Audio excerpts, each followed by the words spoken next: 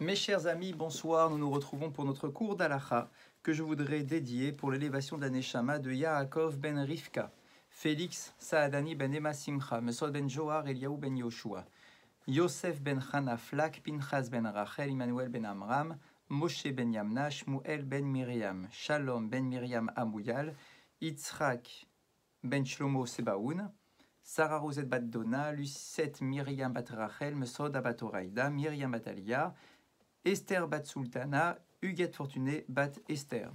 Et pour la Refoua Shelema de Nathan ben Moshe, David ben Svia El Hazar, Kamous Ephraim ben Mazal ben Aïs et Yosef Aaron ben Rachel. Et une grande Refoua Shelema pour tous les malades du peuple d'Israël. Nous sommes toujours donc sur nos halachot sur le Shabbat. Nous avons commencé la halachot sur le Kiddush. Tiknu Chachamim, l'Omar est à Kiddush à la Yaïn. Donc, si vous vous souvenez, nous avons expliqué la semaine dernière que le Kiddush nous permet, enfin, la mitzvah de Zachor qu'il y a dans le Shabbat, d'accord, donc la mitzvah de nous souvenir du Shabbat, eh bien, cette mitzvah-là, c'est de dire par la parole que je sanctifie le Shabbat. Maintenant, nos Chachamim ont instauré que cette sanctification du Shabbat doit se faire sur un verre de vin. Mipene, parce que l'on considère que le vin est la boisson la plus noble, gam mazin vegam mesameach, qui a un effet qui nous permet de nous sentir rassasiés, vegam mesameach, et qui bien évidemment nous permet également de nous réjouir. Et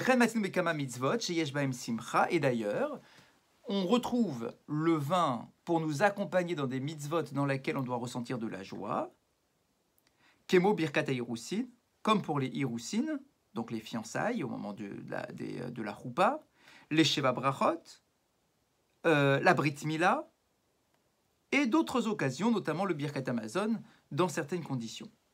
Mamadom Miyuchat Shelayain balide bitouy bekar shetiknulo beracha miyuchelet. Nos Chachamim ont donné tellement d'importance au vin qu'ils lui ont instauré une bénédiction spécifique.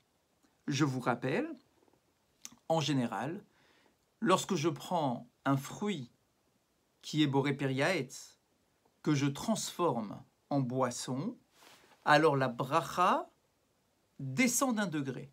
C'est-à-dire qu'au lieu de rester boré periaetz si je le mangeais tel quel, en pressant le fruit, le jus devient sheakol. Sheakol est une bracha qui est moins spécifique que celle de boré periaetz. C'est pour cette raison qu'on considère qu'à chaque fois que l'on presse un fruit, la bracha que l'on récite est moins importante que la bracha première, la bracha du fruit. Donc, au lieu de rester boré periaetz, ça devient un sheakol. Et à la fin de la consommation, eh bien, ça va être un boré nefashot. Bien. Maintenant, la particularité du vin, c'est que lorsque l'on prend du raisin, la bracha que l'on récite sur le raisin, c'est boré periaetz. Il est considéré comme étant un fruit de l'arbre. La vigne étant considérée comme un arbre. Maintenant, la particularité, c'est que lorsque je presse le raisin, au lieu de chuter d'un degré au niveau de l'importance de sa bénédiction et de devenir sheakol, comme toutes les autres boissons, eh bien, on va monter d'un degré. Et ça va se transformer en boré peria gefen, qui est une bracha encore plus précise que celle de boré peria etz, et qui est considérée comme étant une bracha supérieure, puisque effectivement plus spécifique. Et à la fin de la consommation, je ferai la bracha de Alayein, plutôt que la bracha de boré nefashot. Tout cela pour nous montrer à quel point les Chachamim ont voulu conférer au vin une importance particulière. Lechatrila, kedelea derba mitzvah, a priori, pour embellir la mitzvah, yesh lekadesh alaïn meshubach. Normalement, je dois choisir le meilleur vin pour faire le kiddush. Sheta amochaviv ala mekadesh, qui a un goût très agréable, et si je suis connaisseur, eh bien du coup, cela va nécessiter que je prenne un vin de meilleure qualité. Mish en lo yain, balayla yekadesh alapat. Si jamais le vendredi soir, je n'ai pas de vin pour faire le kiddush, je peux faire le kiddush sur le pain, d'une certaine façon, qu'on aura l'occasion de voir plus tard. ou bayom yikadesh al mashke alcoholi, kebira levana, au vodka. Si, donc ça c'est pour le vendredi soir. Par contre, le midi, si je n'ai pas de vin, je ne peux pas faire le kidouche sur le pain, ça c'est que pour le vendredi soir. Pour le samedi midi, je devrais remplacer le vin par un autre alcool. Un alcool, ça peut être de la bière, de la bourra, de la vodka, enfin, chacun choisira son alcool, à condition, bien évidemment, de faire attention, de ne pas maintenir la bracha de Boré Peri à Geffen, ça n'aurait absolument aucun sens, tu ne peux pas faire Boré Peri à Geffen sur un verre de vodka ou de bourra, mais ça sera la bracha de Sheakol. C'est uniquement si je n'ai aucun autre alcool que je pourrais trouver une solution pour faire le kidouche sur le pain.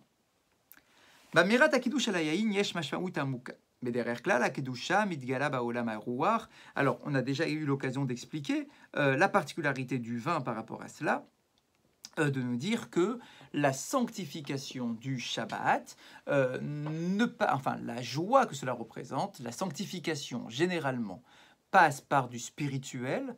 Là, ici, je vais greffer du matériel pour la sanctification du Shabbat, d'accord, puisque le vin, c'est un apport de joie matérielle, physique, qui rassure mon corps, qui me fait du bien, qui me fait plaisir, pour un degré de Kedusha, qui est celle du Shabbat. Et effectivement, donc, c'est trouver ce fameux équilibre entre la notion du matériel et du spirituel, qui sont absolument nécessaires, que nous devons mener ensemble pour pouvoir effectivement vivre un bon Shabbat.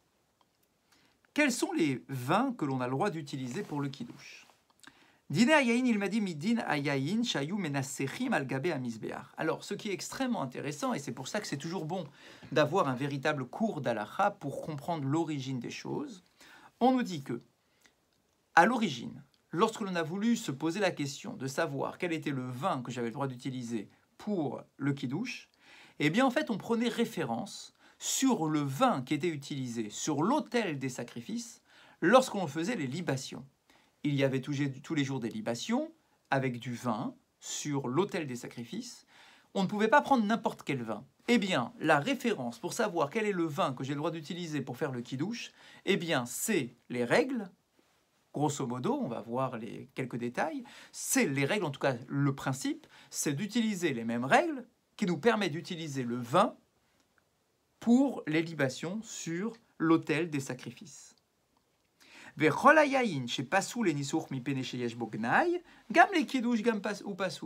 S'il y avait un vin qui était pasoul, qui était inapte pour faire les libations, parce qu'on considérait que ce n'était pas du bon vin, eh bien on ne pourra pas non plus l'utiliser pour faire le kiddush. Les machal, par exemple, Yain shaya megoulé bemesher kama shaot, kegon shaya bekosh eno mechousa au bakbouk patouar, nifsal la kiddush. Une halakha très intéressante. Là aussi, on verra dans les détails. Mais si, par exemple, j'ai un vin qui est resté découvert dans un verre pendant de nombreuses heures, eh bien, je n'aurai plus le droit de l'utiliser pour faire le kiddush. Parce qu'on considère qu'il a été atteint, excusez-moi, qu'il a été atteint au niveau de sa qualité gustative. Et donc, je n'avais pas le droit d'utiliser ce genre de vin pour faire des libations. Eh bien, de la même façon, je n'aurais pas le droit de l'utiliser pour faire le kiddush. Vechen, de la même façon, yain sherechora pasoul le kiddush. De la même façon, un vin qui aurait une mauvaise odeur, qui dégagerait une mauvaise odeur, eh bien, je n'aurais pas le droit de l'utiliser pour le kiddush. Aval. Yenot a kesherim bediavad et nisur al gabe amizbeach kesherim le chatrila le kiddush. Il y a quand même une petite marge de décalage entre le vin des libations et le vin du kiddush. Par exemple, il y a des vins que l'on ne pouvait utiliser que bediavad, qu'a posteriori pour la libation. Ce vin-là était quand même cachère, mais c'était pas génial, c'était pas un très bon vin. Il était autorisé que a posteriori. Eh bien, un vin qui est autorisé a posteriori pour les libations est autorisé a priori pour le kiddush. Donc, vous voyez qu'il y a un petit degré de décalage entre les deux. Les machal, par exemple, yain matok meod, par exemple, un vin doux. Je ne parle pas ici d'un vin dans lequel on a rajouté du sucre. Je parle d'un vin qui est naturellement doux, qui aurait été fait en utilisant du raisin qui est arrivé à plus que maturation sur sa vigne, donc il s'est gorgé de sucre, et donc ce sucre-là va ressortir lorsque je vais presser le raisin. Eh bien, on nous dit quoi? Est-ce que j'ai le droit d'utiliser un vin naturellement sucré par son apport de fruits? D'accord, parce qu'il y a des vins comme ça d'ailleurs, des sortes de liquoreux qui restent très longtemps, qui pourrit littéralement, qui pourrit sur sa vigne. Ce vin-là, en réalité, est récupéré. J'avais l'occasion d'en faire et d'en surveiller lorsque j'étais à Bordeaux. Eh bien, en fait, on voit que ce vin-là, ce raisin-là, il est gorgé de sucre parce qu'il reste très longtemps. C'est-à-dire que quand on fait les vendanges, on ne le récupère pas, on ne vendange pas cette vigne avec les autres. On le laisse pourrir sur la vigne afin qu'il se gorge de sucre. Et cela donne un vin liquoreux, comme son nom l'indique, d'accord, qui est très très sucré. Ce vin-là, est-ce qu'on a le droit de l'utiliser pour l'autel des sacrifices? Eh bien, on nous dit, on n'a droit que a posteriori. C'est pas idéal, c'est pas génial.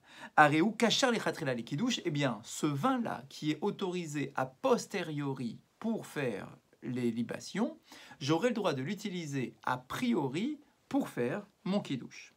Vechen, de la même façon. Mitz anavim, du jus de raisin. De la même façon, est-ce que j'ai le droit d'utiliser un jus de raisin pour faire les libations? On nous dit, bah, normalement non, mais a posteriori, si tu l'as utilisé, eh bien c'est quand même validé. Eh bien du coup, cela me permet de comprendre que pour le kiddush, cela sera autorisé a priori. Omnam, mais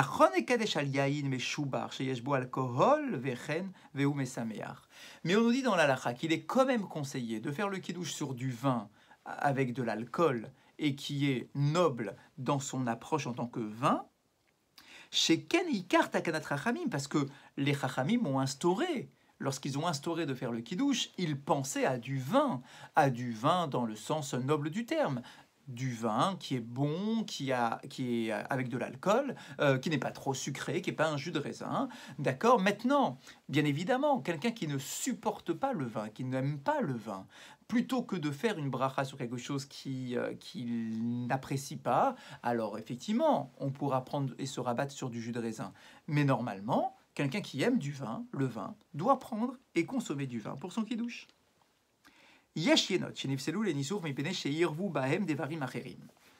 Reprenons toujours la référence des libations. Certains vins sont inaptes à être utilisés pour les libations lorsqu'on y a mélangé un autre élément. Aval et kiddush hem kesherim. Mais pour le kiddush, ils sont autorisés. Les machal, par exemple. Yain sherbubu maïm, pasou la misbeyar. Par exemple, du vin que l'on aurait coupé avec de l'eau, je ne peux pas l'utiliser pour faire les libations. Ou le kiddush, mais par contre pour le kiddush, non seulement c'est autorisé, mais je vous rappelle que c'est même mieux puisque nous avons l'habitude de faire ce qu'on appelle une mesiga, c'est-à-dire que lorsque l'on prend du vin, surtout à l'époque, le vin était très très concentré et il était très fort en alcool. Donc du coup, on avait l'habitude de couper le vin avec un peu d'eau. C'est premièrement pour le rendre plus facile à la consommation, mais aussi il y a une idée symbolique par rapport à cela. Le vin, c'est rouge, le rouge, c'est la rigueur, c'est le din, et donc on doit toujours mettre de l'eau dans son vin, c'est-à-dire toujours mettre un peu de miséricorde dans la rigueur du vin rouge. Maintenant, donc, pour l'autel des sacrifices, du vin qui serait mélangé avec de l'eau, on ne pourrait pas l'utiliser, mais pour le kiddush, c'est oui, autorisé. Alors par contre, faites attention. Si jamais vous coupez votre vin avec de l'eau, il faudra faire très attention à ne pas perdre la bracha de Boré Peria Geffen. Vous allez me dire de quoi est-ce que l'on parle? La bracha de Boré Peria Geffen, c'est du vin. Maintenant, si je mets une majeure partie d'eau par rapport à mon vin, alors là, du coup, ça ne s'appellera pas du vin qui a la bracha de Boré Peria Geffen, ça deviendra Sheakol Yabidvaro. Donc il faut faire très attention. Oui, on coupe le vin en mettant un petit peu d'eau, mais ça ne doit pas être la moitié du verre. Certainement pas. Et c'est aussi, il y a eu un jour en Israël une très très grosse histoire par rapport à cela. Il y avait certaines caves en Israël qui mettaient de l'eau dans la production du vin, mais en quantité relativement importante a priori, à tel point qu'un jour, on nous raconte que le Rav Ovadia Yosef, Zichrono Tzadik Livracha, que le Rav Ovadia Yosef, un jour, dans son fameux cours du samedi soir, il avait cette bouteille de vin à qui il avait déjà mis en garde, en disant « vous mettez trop d'eau dans votre vin, il y a un problème de bracha ». Il avait pris, pendant que dans sa soirée, où il y avait des centaines et des centaines de personnes, c'était diffusé sur les télés, etc. Donc il a pris cette bouteille de vin sur sa table, il s'en est servi en plein milieu de son cours, donc il se retrouve avec un verre de vin dans les mains, devant tout le monde, vous savez comment c'est, et il prend le verre, et il fait la bracha, Baruch ata Hashem, She'akol niya bidvaro. Il a fait la bracha de She'akol sur un verre de vin, et il a bu. Waouh, ça a fait un scandale, qu'est-ce qui se passe, le truc. Et il a expliqué qu'il y a trop d'eau dans ce vin et que c'est pour ça qu'il a fait la bracha de She'akol et que la cave en question ne voulait pas modifier son process de production.